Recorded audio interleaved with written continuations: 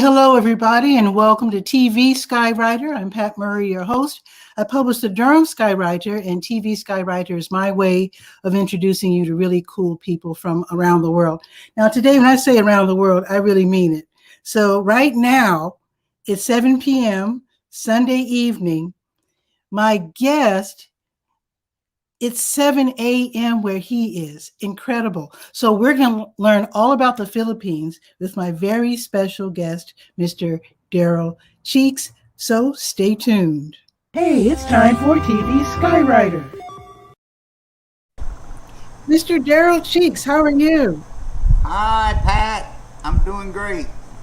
That's great. Now, we sort of met because I was on... well, people might not realize we both use the platform StreamYard. And StreamYard interviewed me on Thursday night, and you asked if you could be a guest on my show. And I said, of course. So, thank you. And you're a fellow Southerner from South Carolina. So tell us a little bit about your life in South Carolina. Oh, South Carolina, let's see. I lived about 10 miles outside of Columbia, which is the capital. Okay. I was in sales for about 25 years, and I travel around all over the country selling to manufacturing plants.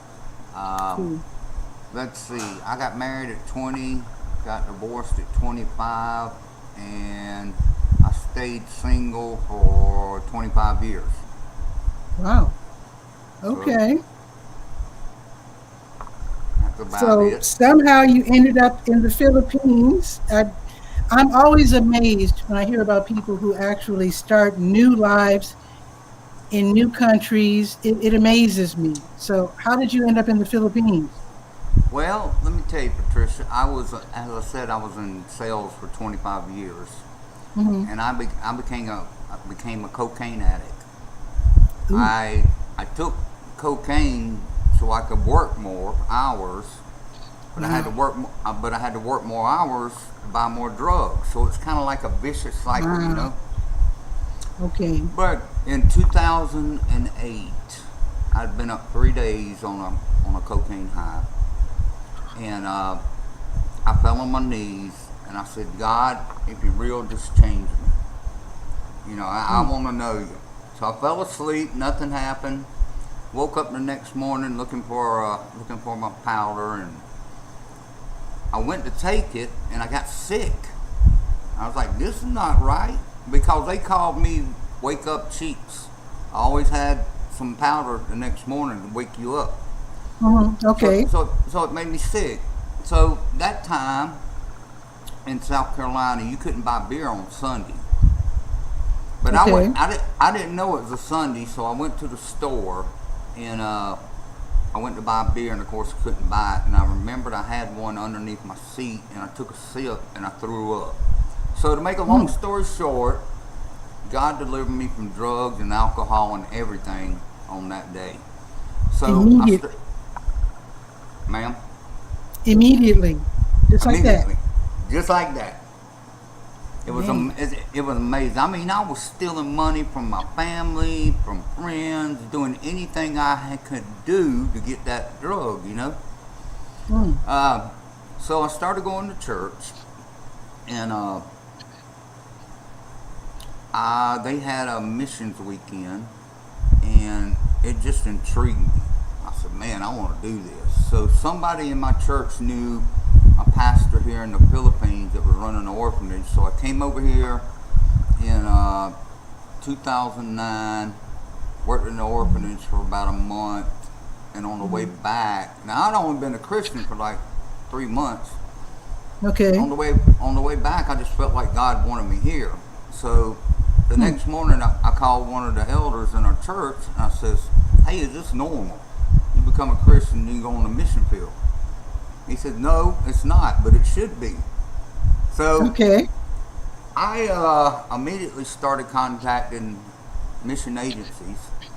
I said, "Hey, I'm coming to work for you." They said, "Oh, slow down, cowboy." So number one, you got to be clean for 2 years. Oh, Number two, you have no biblical education, and number three, okay. you're single.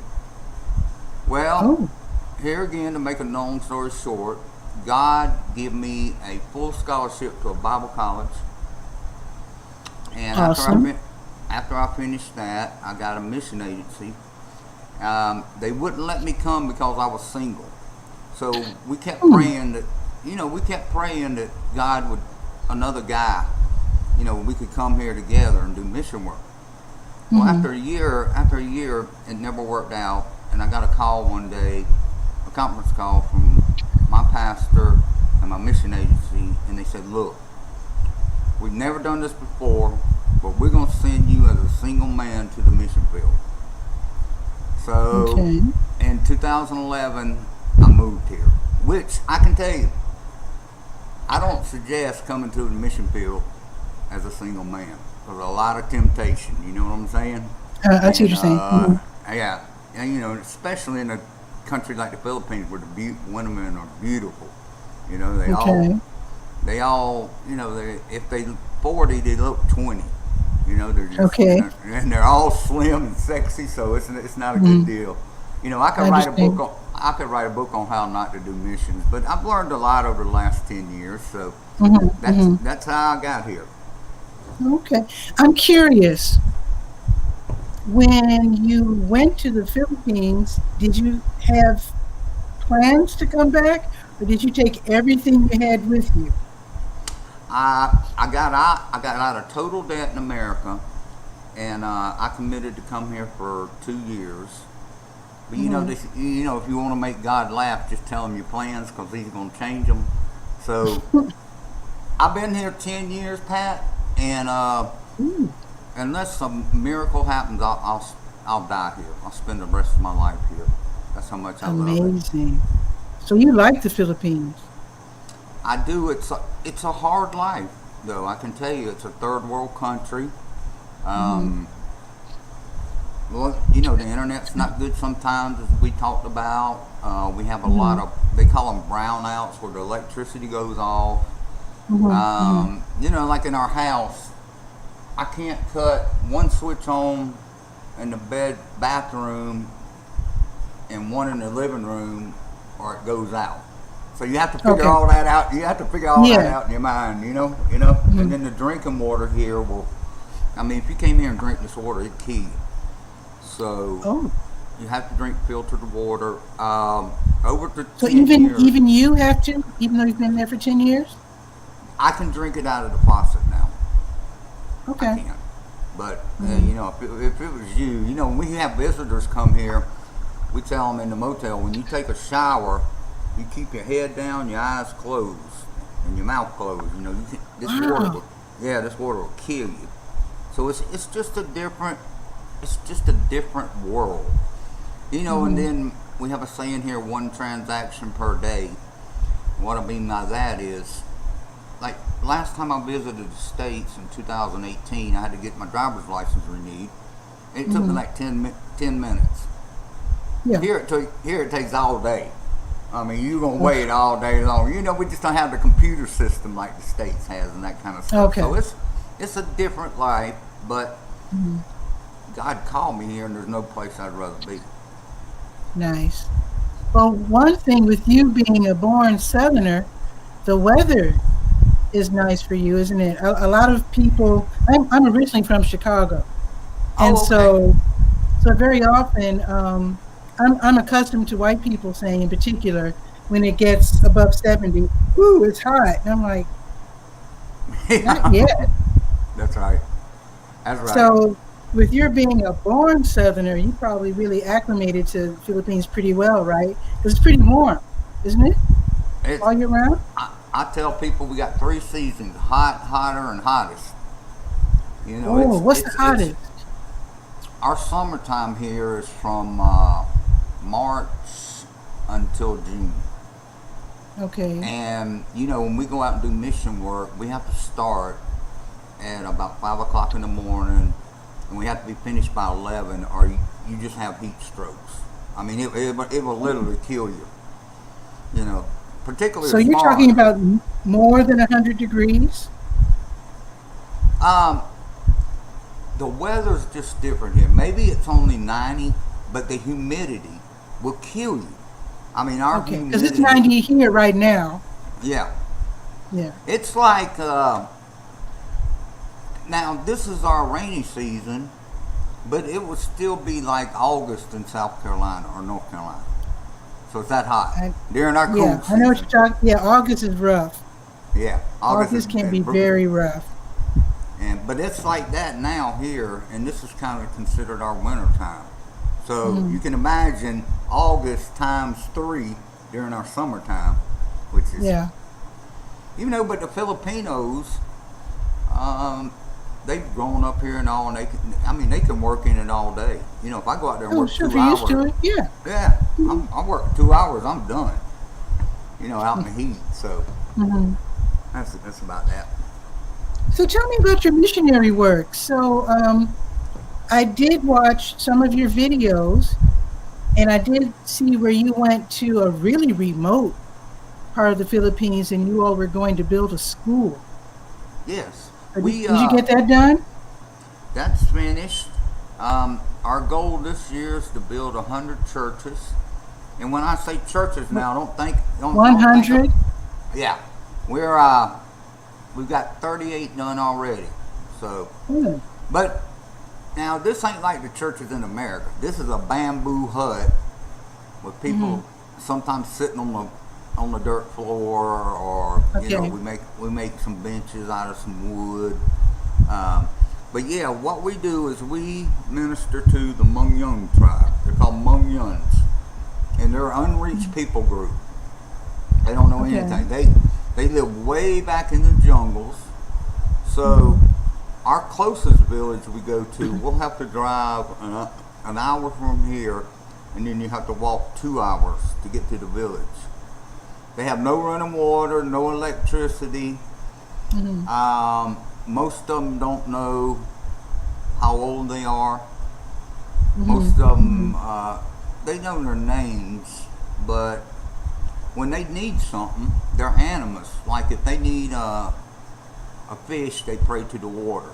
Or if they need, if they need some coconut, they pray to the tree. But that's the people we minister to, and it's just, we love it. I mean, they're just such great people and so receptive to the gospel. I mean, they're just wide open to it. So we got. I don't want to sound, I don't want to, I've never spoken to a missionary before. I've never met one. So please pardon me if I don't phrase this nicely. But so do you teach them that the way they're praying is wrong? Or are you teaching them that, that they might want to hear about Jesus Christ because they're unfamiliar with him? Or, I mean, how do you introduce Christ without telling them that they're bad or wrong? Yeah, we don't tell them that they're wrong about anything. We go in there and we share the gospel and let the Holy Spirit do the work. That's who's going to save them. I mean, we can't save them, but we don't try to change their lifestyle.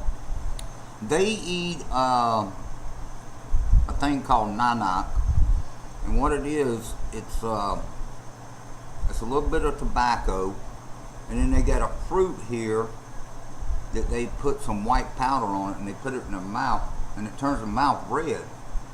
But it makes them feel full. That's why they do it. Because they don't have much food. They don't have much food to eat. But we don't go in there and say, hey, you shouldn't be doing that and that and that and that. We just go in there and share Jesus with them, and accept them the way they are, love them the way they are. And, that's what everybody, Pat. That's how we should treat everybody. Okay. The LGBT community, we love them. We love them. You got to love everybody just the way they are. Don't try to change them. Just share Jesus with them and let the Holy Spirit do the work. I got you. And then, of course, you're showing examples of, Absolutely. Yeah, we go in and we take a generator, and we have projector and we show them the Jesus film in their language. We show them Christian music in their languages, in which they're amazed. I mean, they've never seen a movie before in their life, you know? I guess not. Yeah. Yeah. I can remember we were in a village one time and we had shown about 3 movies, and we needed to get out of the village because it was getting dark and it's a long walk out and all that. So we told them we were leaving, and one guy come up to me with a machete and he said, "You ain't going nowhere, boy. You're gonna show us some more films." So we wound up spending the night there. So they wouldn't let us leave. Audience. Yeah. Wow. So when you built the school, these are for these people in these faraway places, so the kids get introduced to reading and writing and that sort of thing for the first time? For the very first time, and then we have to find, a teacher. We have to hire her to go to the village, and most of the time they will move to the villages. We have to provide her for food. And now what we're doing is we get food from America, from Convoy of Hope. It's out of Springfield, Missouri. So they ship us food here to the Philippines. And as of now, we're serving 10,400 meals a month. So wow, yeah, that's a blessing from America. Nice. Now this is another question that might be kind of dumb. So if they're living in the jungle and you're educating the kids, can they think big enough to think, "Oh, I'm going to go to college and move to Manila and get a job"? I mean, is that too far fetched for them? Or I'm just wondering what they plan to do with the education. That's our goal. That's our goal, that they come out of the village, go to college, and then they can go get some work. And we have so many sponsors from America that's paying for their schooling. I mean, they send money here, they'll sponsor a child. But if they can get the education, then we've been doing this for 10 years. So we've got one that's a doctor, one that's a nurse. No, I'm sorry, 2 that's nurses.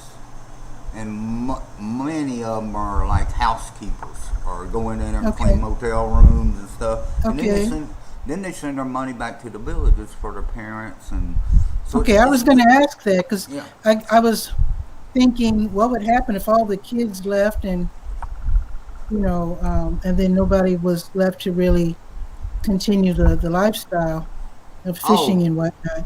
But they are able to go back and help. Pat, the average, I know one man in the village that's got 99 grandchildren. Whoa. They have like 12 or 14 kids. They don't have 1 or 2. So it's a continuing thing, Okay. Yeah. I mean, because they ain't got no TV, what else you gonna do back in that village? You gonna make babies. Yeah. You ain't got nothing else to do, So do most of them farm as well, or do most of them live off of the ocean? They do. They grow rice. But the bad thing about it is the Mangyones are considered very low, even by the Filipinos. So if they go to a rice field to work, they might get paid 200 pesos a day, where a regular Filipino will get paid 500 pesos a day. So the Filipinos kind of take advantage of them, because they're Mangyones. Oh, wow. Yeah. But if they have money, so they don't really have stores though, right? Or do some of the kids come back and open stores? Yeah, they have stores, but not in the village. They have to walk maybe 30 minutes to a store. Okay. And then maybe 2 hours to the next town. And then they make charcoal out of coconut shells, and then they sell that to people here, because most people here cook by charcoal. I mean, oh really? Philippines is a very poor country, so I've only seen. I don't know much about the Philippines, but a friend of mine really likes billiards, really likes pool. So sometimes we sit around and watch, what's his name? Efren Reyes videos. And then I'm a DJ, and I play music from around the world. So I was gonna just mention there's some singers that I like, some musicians I like James Reed, Ella Cruz, Julian Trono, Regine Velasquez, Nitro. Oh But that's really yeah. all I know about the Philippines. I'll tell you one thing though. I really enjoyed your video where you are riding around your town, which is, what's it, Puerto Puerto Galera? Galera. That's it. Yes, Yeah. ma'am. And boy, did I enjoy that, just seeing all the different storefronts and the people and stuff. But what shocked me the most, I mean, I knew that Spain colonized the Philippines for like 300 years. And yet I was shocked that most of the signs that I saw in the storefronts were in English. I mean, I know the United States took over after the Spanish American War until like World War II. So that's only a few years, like 40 years or so. And I was Yeah. shocked that everything's in English and not Spanish. So what's going on with that? Well, if you came here, yeah, it is. You know, Filipinos just idolize Americans. You know, they just Oh, every Filipino wants to go to America. You know, oh, they want to okay. leave this country and go to America. But so that's why they write it in English. So if you came here, you wouldn't have any problem in the cities speaking English to people. Now, when you get out in the provinces and the jungles, we speak Hmm. Tagalog. We speak, Tagalog or Hmm. I think there's 700 languages in the Philippines, but the most Wow. popular are Tagalog and English. So you would have Okay. anybody that comes here, you'd have no problem, asking for, Interesting. or buying food or whatever. Well, I'm so you've been there like 10 years or so. So Philippines has like hundreds, if not thousands, of islands, and I'm wondering how many you've visited in your 10 There's years over there. there's over 7,000 islands. So I've been That's there. hard to I picture. think there's actually 7,107. The last number I've seen. But Wow. I've Some of them must be small, right? oh yeah, some of them don't even have people on them. They they're just small islands. They could be Mhm. like 1 acre, and they call it an island, but it's a bunch of them. But I wonder. So do rich people like from Europe or America come down there and say, "Ooh, I'm going to buy this island real quick and just take it over"? well, foreigners cannot buy property in the Philippines, Oh, which I okay. like. I like it. I'm married to a Filipina, so our house is in her name. So Oh, gotcha. they can't come here and buy it up, which I think is good. You That's know, good. Otherwise, they definitely take advantage of the poor folks and just buy everything up. right? Um, I really like that law. I've heard. I don't know if it's true, but like China and Japanese buying up a lot of America, which They were in the 80s. There was a great fear. I remember in the 80s that that Japanese people would buy up the country, and then they had that real economic downturn. I think in the late 80s, 90s, I forget. I remember there was a great fear in the, I think, the mid 80s of Asians in particular investing in huge numbers in the United States. I don't, I haven't heard of any fear of that now because oh, they're that's still good. dealing with an economic downturn, I believe. I think they're still on their way back, Okay, so to speak. well that's good. So, so you have a family, do you? I do. Like I mentioned, I was married. I was divorced for 25 years, and then when I came here, I was here for 2 years and led a group of ladies to Christ. And one of the ladies I led to Christ is now my wife. I didn't have any children in America, but she had 3 children here, Hmm. which, I mean, I've been seeing them since 2009. I practically raised them. Their Hmm. real father doesn't have anything to do with them, so they're I Oh mean wow. they're my kids. So I've got She had 3. We're in the process of adopting another one, and then I Okay. have just got a new grandson. So it's 1 year Beautiful. old. I did see him in a video. Very Yeah. cute. Yes. I So I'm love it, man. curious. So you did say that people do speak English. So your 3 kids, did they already speak English, or when you joined the family, did their English just naturally improve after that, or were they already speaking good English? I know they weren't speaking good English, and of course it improved, and my Tagalog improved. So what we do is they speak to me in English, and I'm responding to Tagalog, so I can learn the language back and forth. That's Uh, smart. my oldest son is really good in English. My daughter, she's good. My middle Hmm. son, he's just a slow learner, and Hmm. Hmm. he struggles with English. He says, Daddy, when I speak English, my brain hurts. It makes my brain Oh, hurt. bless So his we heart. don't. Yeah. But anyway, he's getting better. Hmm. So And then my wife, do they dream of college, or what do they dream of for when they get older? yes, my oldest son wants to be a mechanic. Um, my middle son, he's not sure, and then my daughter wants to be an airline stewardess. Cool. So Okay. And uh, what does your wife do?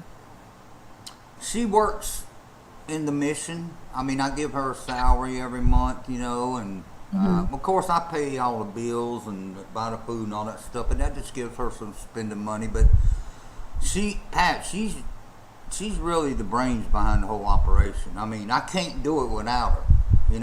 Wow. There's no way. I mean, because lots of times we have to speak. She has to go talk in Tagalog, which my Tagalog is good, but it's not fluent. But she does. I mean, and then when we go into these villages, Hmm. she immediately connects with the women. Nice. She makes them Hmm. laugh. Uh, Hmm. so she's kind of the. I mean, it's really her mission. I'm just here to kind of support her. So I can't do it without her. So it sounds like you arrived in the Philippines working for one mission. So you started your own mission now? I did. I did. I came Okay. here. I came here. Pat, I had support of $400 a month. So I was living in like this cabinet. I had no transportation. Hmm. I would just go out to the colleges every day and evangelize to the college students. But after Hmm. 10 years, it just exploded. I mean, now we've got boats, motorcycles, Boats. cars, vans. Um, God's allowed us. I don't know if you've ever heard of Samaritan Feet. They're No, out no, of tell me they're, about it. they're out of Charlotte. Uh, I want you to look at their website after we finish. He's a great guy from Nigeria that started Samaritan Feet, but Samaritan Feet gives away millions and millions of pairs of shoes all over the world. So Interesting. Okay. God allowed me and my wife to become the national directors for Samaritan Feet Philippines. So Okay. what we do, we don't just go in to give the shoes. We go into these Hmm. villages, we wash the kids' feet, we pray with them, then we give them the Hmm. shoes, and then we share the gospel with them. Nice. So that's amazing ministry, that and the feeding program, and then we give away school supplies, hygiene Ooh. packs, all kind of. I'll tell you a funny story. I got a bunch of them, but I'll tell you one. We went into one village. They'd never seen toothpaste before, Hmm. or a toothbrush. So we give them toothbrushes and toothpaste. And we went back the next day. No, went back a couple days later. And Hmm. things are so precious to them that they had them up on their bamboo walls as like trophies. So Okay. we told them, we I said, hope they look, were using them. we said, look, y'all got to use this stuff, you know. So my wife showed them how to put the toothpaste on the toothbrush, Hmm. and we had given big tubes, the big Yeah. tubes of toothpaste that came from America. So we did that. The next day we go back, and they ain't got no toothpaste. It was that cherry flavored toothpaste, and they eat it all. Oh no! So I mean, it's a thing we have to, That's we hilarious. we have to teach all the time. I'll tell you another real quick one. We went into a village, and this guy was having eye problems. His eye was red. So we always carry medical kits when we go in, and we put the eye drops in there, and after about an hour or two, his eye was better. Well, about a month later, we went back to the village, and the guy had eye problems before we returned. So he makes his way to the town. He takes some coconuts, goes in a store, and he sees the eye drops, and he says, can I trade these coconuts for the eye drops? And the owner felt sorry for him. He said, sure, go ahead. So he goes back to the village, and when we get to the village, he's telling us, he says, I got these eye drops, but I was scared to put them in because I don't know how many drops to put in. But thank God he didn't put it in, because it wasn't eye drops. It was super glue. Oh my God! So that's the kind of stuff we deal with. Oh my goodness! That looked like eye drops thing. That would have been disastrous. Yes. Thank goodness he didn't try it for himself. Amen. Boy. So do you hold your own church services on Sundays? I mean, how does, in terms of your work as a missionary? We used to, but the typhoon tore down our church. So we're in the process of rebuilding that now. So then we'll start back up. Okay. I was going to ask you about the weather. I was reading about of course, every now and then on the news or the Weather Channel, they'll show earthquakes and typhoons in the Philippines. So you've obviously experienced both? Oh yeah, we just had an eruption about a month ago, and it's about 80 miles from us. So all we got was the ash, Okay. But we're in typhoon season now, so we expect. It's just a lot to do. I mean, here, like, we have to tie our roofs down because most of them are metal tin. Okay. So we have to run strings over them, but we're prepared for it now. But if we get a real bad one, I mean, it destroys some stuff. Like I said, it destroyed our church, but we just, we have to rebuild. Gee. Keep going. Okay. I got you. How close are you to the water? I can see the ocean from here. I mean, probably 10 feet. Usually only rich people get to live by the ocean. Hey, I mean, the Philippines is covered by water. Yeah, I mean, there's water everywhere. There's water everywhere.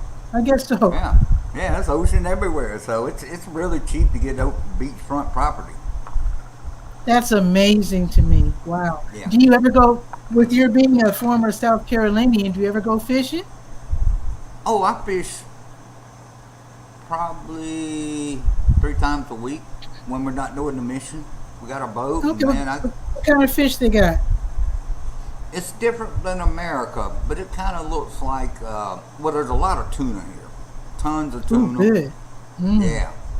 That's our favorite. And they got some fish like red grouper, grouper, or red snapper, that kind of fish here. Ooh, so, okay. Yeah, But no salmon though, right? Because I guess they would need cold water, I guess. Yeah, no salmon. Or bass or anything, nothing like that. Well, they have some fresh water on the inlands, but we just concentrate fishing out in the ocean. But Pat, I can tell you, seafood here is just abundant. I bet.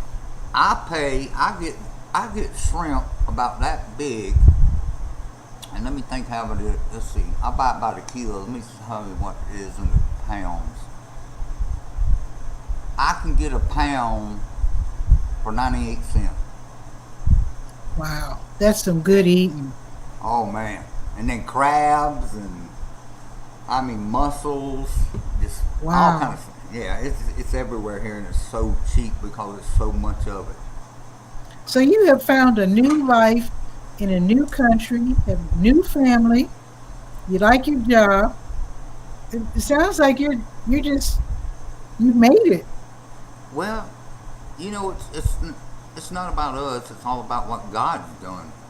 Through me. Hmm. We just try to be obedient, and when he when he wants us to do something, we just try to be obedient and try to get it done. Hmm. We're done, and we get it right about 80% of the time. I mean, we still mess up, but we still have everyday problems, just like we had in Hmm. America. I Hmm. mean, car breaks down, you get a flat tire, or Hmm.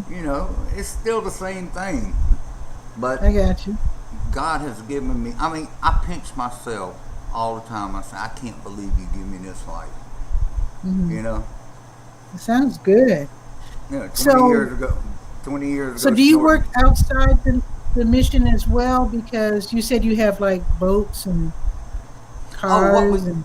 what we do with the boats is we go reach the other islands, the people that's never Hmm. heard the gospel. So everything is used for the mission. Hmm. With the trucks, we have to carry the supplies to the jungles. Hmm. Motorcycles. It's here traffic. Well, I live on a kind of they call it the province island. I don't live on any Hmm. of the main islands. I live close to the jungle. But in Manila and all, it's got like the worst traffic. They're in the top 3 worst traffic in the world every year. But Hmm. here, like if I go in town, like that video you showed, if I take Hmm. my truck, it'd take me an hour to go through town. If I take a motorcycle, it'd take me 15 minutes. Cause I got you. Hmm. here people drive in between cars and drive up on the sidewalk, and I mean, there's no rules. Hmm. It's fun. Yeah. So you're able to get donations so you can make your purchases, I hope, right? Yeah, Is yes, that how ma'am. it? We have donors. Mm-hmm. Most of our donors are from America. We got a few from the UK and Hmm. I think Dubai, Dubai. I think it's called Oh, Dubai. Dubai, yeah. Yeah, Dubai. Yeah, got a few Well, that's from there. interesting. Yeah. I think Well, of that as a Muslim country. Maybe it isn't. That's it is. interesting. We even got one supporter from Afghanistan. He's a Christian. Wow. That'll blow you away. So, Certainly. Now I gotta ask you. When I was watching your that wonderful video where you're going through town, I meant to ask you when I first mentioned it, what is that cool vehicle you're in? Because you're obviously not driving. It's like it's like a motorcycle, and then there's a like a sidecar. sidecar. What's that Yeah. called? We just call them tricycles here. I wish I could put up a Tricycle. picture of them here, but that's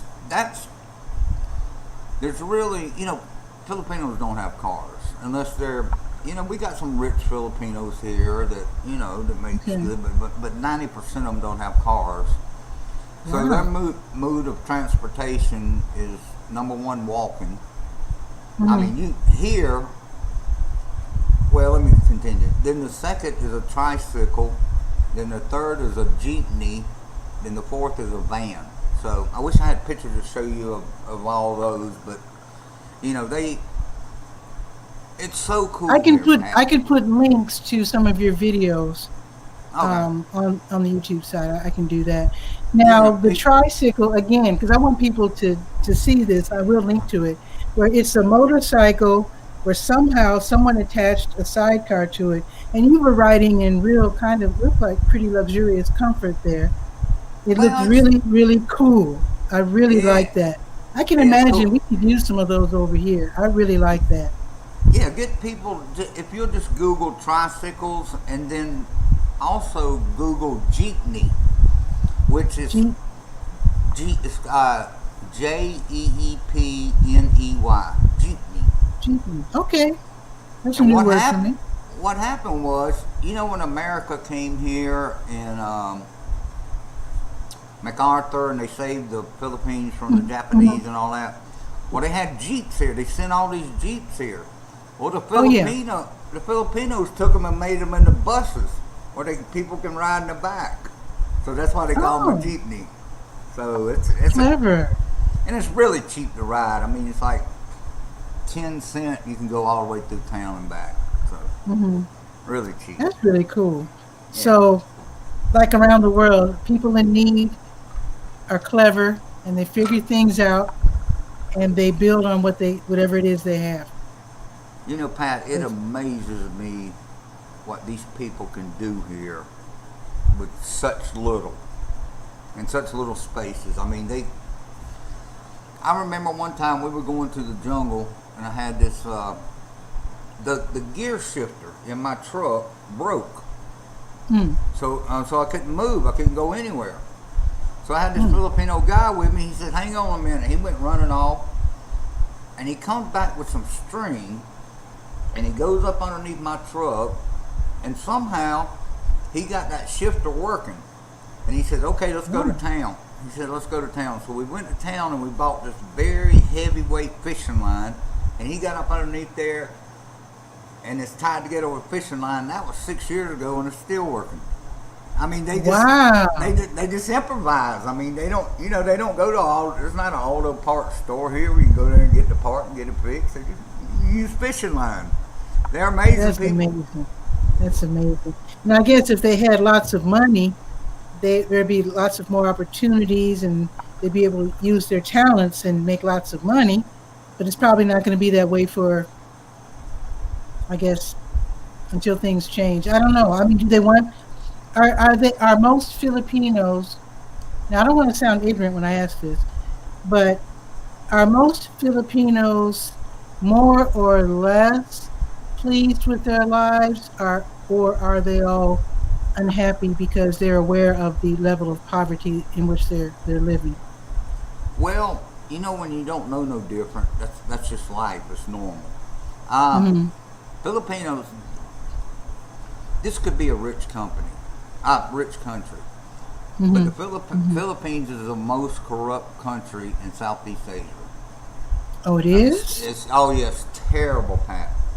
It's absolutely. So when they get their hands on money, they sometimes there's a little. Well, it goes to the government officials. You know, like if America sent $1 million here to put up a building, they'd put the building up, but they'd spend $100,000. They put $900,000 in their pocket. You know, the government officials. So it's just corrupt. But you know, it's just the way it is, and we pray that the Lord will change it. But you know, people here. I mean, that's what happens a lot when there's just a little bit to go around. You know, people get really lustful and really greedy, and unnecessarily so. Now, I've watched but like on the big islands, we have like McDonald's. You know, in America, that's kind of considered a low-end job or something. But here, that's like a golden job. I mean, they stand in line for miles to sign up for having a job at McDonald's or other places, you know, but because the jobs are just so scarce. So does that mean that a young person can work at McDonald's and actually like buy a house and actually live well? No, they don't make that much money. And then here you got to have a college. Because I was thinking maybe the houses would be super cheap since they're poor. Let me tell you the typical housing situation here. You'll have 3 generations living in one house. Okay. You have the grandmother and her husband. You have their children and their husbands, and then they have the grandchildren. So it's most Filipinos. That's how my family started out. That's pretty typical. Most Filipinos can't afford a house here. And if they do, it's like cement walls, concrete block walls, and there's no paint in the house or no electrical. Wait a minute. I saw a video probably a couple of years ago. Somebody was really clever in the Philippines. Apparently, wherever they were living, they were so poor they didn't have indoor lighting. And they got the idea of putting distilled water in Yeah. In pop a bottles, bottle. soda Yeah. bottles, and made a hole in the roof and put the Exactly. bottle up there, and it would capture the sunlight and dispense it throughout the house. That's exactly right. I mean, that is my next door neighbor's got that. Oh, Everybody, really? yeah, everybody's doing that now. You know, because it Okay. most of them can't afford electric bill or water bill. So whatever they can do to save money, you know, they're gonna do it. But yeah, you're exactly right. That became popular about 4 or 5 years ago, and it just exploded here. You know, Hmm. so that's what a lot of people use. Well, thank goodness it doesn't get cold because that would be really hard to deal with as someone without money. Yeah, I kind of missed the. Well, we got 4 seasons in America. Yeah, we got four Supposed to seasons here. be. Yeah, We hot, have and then it. we have 3.5 here in North Carolina. Oh yeah, that's like South Carolina. That's right. I kind of miss that sometimes, but now my body's. I tell you, when me and my wife go to back to America, our bodies have adjusted so much. If it gets to 70, we have to put a jacket on. Yeah, Wow. yeah, Well, we're that's and amazing. we get to 65, we got like gloves and toboggans and earmuffs. I mean, our bodies have just changed, you know. Wow. So when you do visit USA, you're probably going back to South Carolina. I can't imagine how you'd feel if you went to a place like Minnesota or Well, Chicago or something. now we're based out of South Carolina. We travel all over the country, Okay. speaking in churches, and love Mhm. Chicago. We go to Missouri, and you know, just all over the country. Mhm. We're when we go to America, we're more busy there than we are here. We can't wait to get back to the Philippines to take a rest because you know it's like Wow. morning meeting, lunch, then speaking in the church at night. Then we get finished Mhm. about 11 o'clock, and then you go to bed, and it starts all over the next day. So, Okay. So it sounds like you're running something that's very positive and very successful. You're feeding people. You're um, meeting the children. You're helping them with footwear, education. You're building churches. So because of this success, are you called on to lead like conferences or some, are you asked to speak in front of different uh, prospective missionaries or anything like that? yes, ma'am. Quite often, but since COVID hit, that's kind of all Oh yeah. stopped because you know we Mhm. can't travel to Manila or Right. anything. But well, I speak in front of people that you know, people. I have people contact me all the time, and I say, "I'm coming to the Philippines to live. I'm going to be a missionary." I said, "Well, you got to slow down."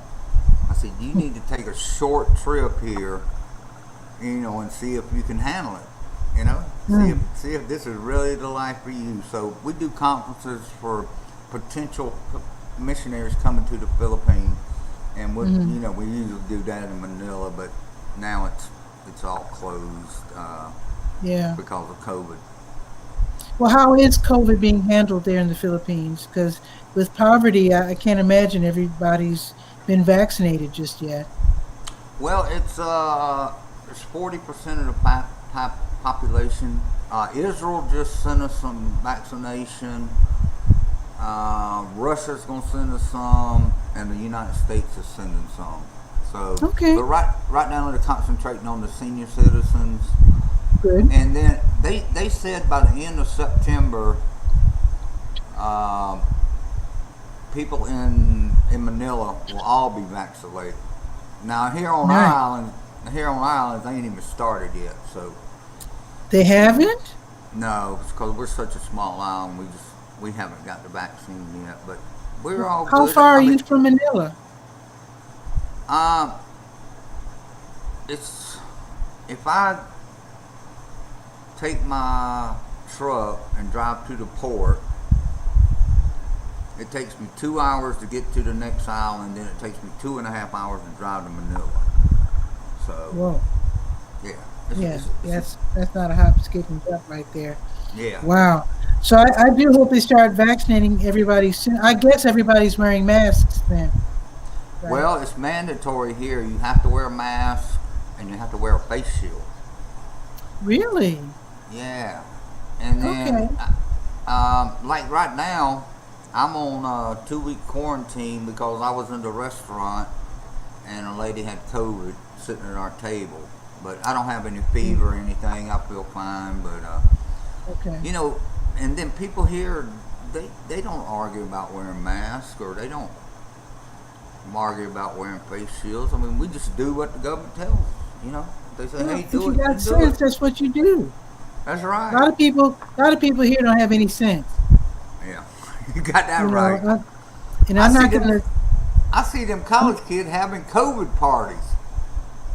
Yeah, they want to see but- who gets sick first. Some Yeah. people are just. I don't mean to sound, you know. Some people are just dumb. I'm sorry. Some Some people people are didn't- just. They done lost their minds. They just don't have any sense. That's I right. can't say anything nice about them, so I won't say anything at all. There you go. There you go. We pray for them. Yeah, exactly. So I'm really glad that you asked to come on the show. Do you want to give any shout outs? Because after all, hopefully people from you said a Nigerian gentleman started the Samaritan's Feet Ministry.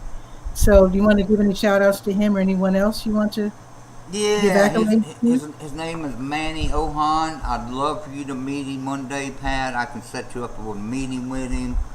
Okay. He'll if you got a church, he'll come to your church and speak. Or if you want to meet him in Charlotte, you will be amazed at this man, at what he's done. Like I said, he was from. I'll tell you a quick story about him. He was from Nigeria, and he would go out and sell fruit every morning for his family. And one day, American missionary went there, and they said, we're gonna have a basketball competition, and whoever wins it gets a pair of shoes. So Manny decides he's gonna join it. Well, Manny won it, and he got the pair of shoes. Now he's this poor Nigerian little boy. Well, Manny got so good that he started getting basketball scholarships from America. Whoa. He started getting scholarships from North Carolina, Duke, all the big colleges. Man. Well, this one college in North Dakota sent him a postcard with a girl in a convertible. And Manny says, that's where I want to go. He picked North Dakota, which is cold. North Dakota. Because of that postcard.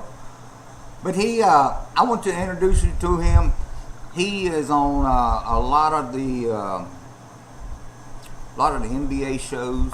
He's been there. He's good friends with Charles Barkley, with all the athletes, even football athletes. Steve Smith from the Panthers and all. But he's just a great guy. I'd love to hook you up with him, and you'll love him. You'll just love the place. I mean, you see what they're doing all over around the world. So give a shout out to Manny, and then of course all my friends and family and friends, and my mama. I love her.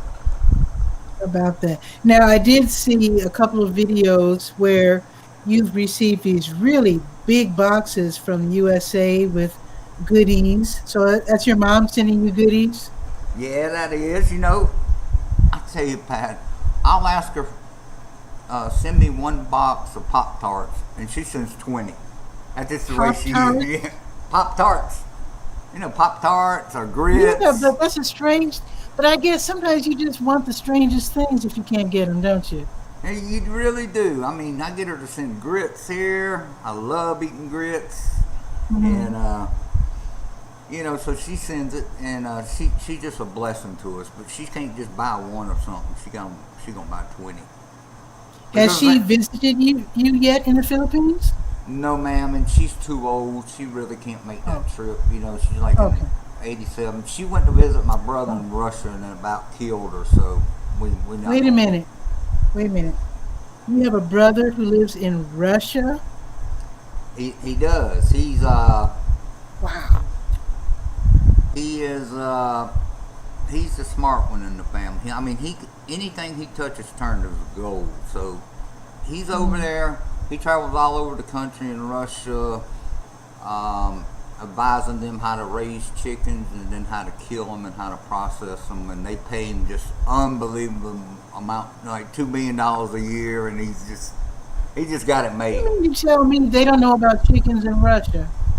Well, they do, but they don't know about the technologies like we have in America. You know, like Tyson's Foods or whatever. How to grow the chickens better, how to process them, how to package them. You know, he's just over there educating them on that. So making big money. Man. That's amazing. Yep. So do you plan to visit him, or does he plan to visit you? Because I can imagine Russia and Philippines, two completely different places. Oh yeah, they're always close. He's visited us here, and we had plans to go there, but then COVID hit. So the problem is right now is if we leave the country, we can't get back in. So that's why we haven't. Oh. We usually visit the States every 2 years, but we've been here now since 2018 because we got to let them lift the restrictions. And so you won't be able to get back in because of COVID, though, not because of your legal. Yeah, because of COVID. Oh. Yeah, and that's the Philippines restrictions. If we go out, we can't come back. Particularly since America's got this second wave of the COVID or something. Yeah. Now they're really strict. I mean, you can't come back in the country. You can't come back in the Philippines. So we'll just wait for all that to go over, and then we'll visit the States again. I really hope it ends soon because, everybody's sick of it. Everybody wants to get back to their regular lives, right? Such as they were. And I'll be very happy when. I mean, I'm totally accustomed to when I leave the house, I grab my glasses, my keys, and my mask. It's easy, and it's not a big deal to me. But still, for a lot of people, now I'm self-employed, but for a lot of people who have to go back to the office and worry about all that sort of thing, my heart goes out to them. It's not easy. Yeah, me too. And the people just lost their jobs there, and it's I guess they shut down the restaurants and lots of stuff there, and people lost their jobs. So I feel for them. Yeah, definitely.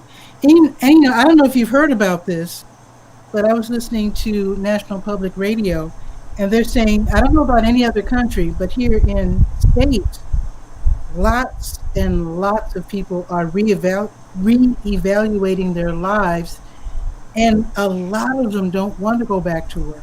They want to start completely new lives because a lot of people are learning, well, I'm killing myself for, $8 an hour. Nobody really cares if I live or die, it seems, because the customers are cussing me out because I'm asking them to wear a mask. And a lot of people are saying, I'm not going to go back to that low-paying job. I'm going to find something else where I can be happier. And, a lot of people, it's like the crossroads. A lot of people have hit the crossroads because of this COVID.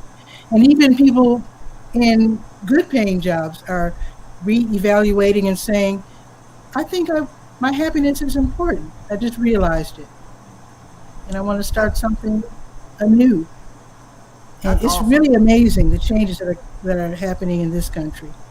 Yeah, that's the good thing that come out of COVID. And, a lot of people are realizing that money ain't everything.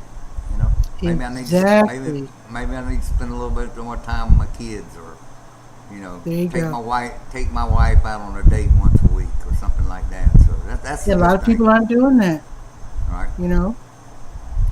Well, Mr. Darrell Cheeks, thank you so much for being on the show. Now, I know you wanted to ask me a couple of questions after the show, so I'm going to end the show, but don't go anywhere. Stay right there, and I'll go ahead and run the credits, and I'll be right back to you.